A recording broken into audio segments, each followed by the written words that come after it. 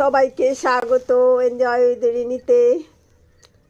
এখন বানানো হবে একটা রায়তা, তাই আমি শসা কুচি কুচি করে কেটে নিলাম। আর এইবার একটা বড় সাইজের টমেটো কুচি কুচি করে নিচ্ছি।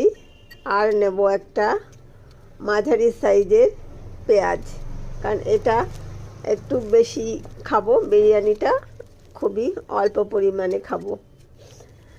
এই সমস্ত কাটা হয়ে গেলে এবার এতে কি দেব, অবশ্যই রায়তার টক দই তো লাগবেই, টক দই ছাড়া তো রায়তা হবে না, তাই আমুলের টক দই দিয়ে দিলাম। আর দেব পিঙ্ক রক সল্ট।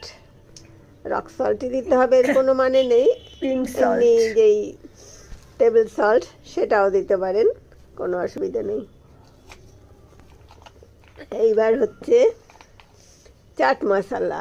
চাট মশলাটা দিলে কি হয়, এই রায়তাটা খেতে অনেক বেশি টেস্টি হয়, সেই জন্য একটু বেশি করেই আমি চাট মশলা দিয়ে দিলাম। এবার ভালো করে মিক্সিংয়ের পালা। আমার বাটিটা একটু ছোট হয়ে গেছে, সেই জন্য মিক্স করতে একটু অসুবিধেই হচ্ছে। যাই হোক, হয়ে গেছে মিক্সিং। এবার আমি বিরিয়ানিটা প্লেটে নিয়ে নেব, নিয়ে শুধুমাত্র খাওয়ার অপেক্ষা। এই দেখুন, বিরিয়ানিটা নিয়ে নিলাম আর এই একটা লেগ পিস। ব্যাস, আজকে আমার এই simple lunch menu, raita and homemade chicken biryani. তাতে আলু আর ডিমটা আমি ইচ্ছা করেই দেইনি।